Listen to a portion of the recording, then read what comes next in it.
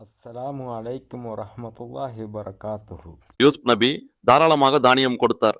ஆனால் ஒரு நிபந்தனை விதித்தார். அடுத்த தடவை வரும்போது உங்கள் இளைய சகோதரனையும் கூட்டி வாருங்கள். இல்லையெனில் என்னிடம் தானியம் கிடையாது. சகோதரர்கள் திகைத்தனர். ஆனால் வேறு வழி இல்லை. ஒப்புக்கொண்டனர்.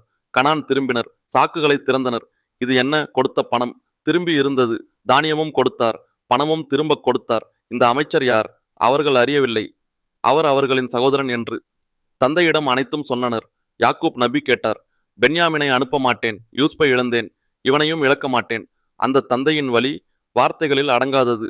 ஆனால் பஞ்சம் தொடர்ந்தது. உணவு தீர்ந்து கொண்டிருந்தது. காலம் அழுத்தியது. எகிப்தில் அன்று இரவு யூசுப் நபி சாளரத்தில் நின்றார். தந்தை நினைவு வந்தது. கண்ணீர் வந்தது. அப்பா, நான் இங்கே இருக்கிறேன். உங்கள் மகன் உயிரோடு இருக்கிறேன். நீங்கள் என்னை தேடி அழுகிறீர்கள். நான் அறிவேன். ஆனால் அல்லாஹுவின் நேரம் வரவில்லை. வெளிப்படுத்தும் நேரம் வரவில்லை. பொறுமை. இன்னும் ஒரு முறை அவரை தழுவியது. அத்தியாயம் 12 முடிந்தது. அடுத்த பாகத்தில் பென்யாமின் வருகிறான். யூசுப் நபி உண்மையை வெளிப்படுத்துகிறார்.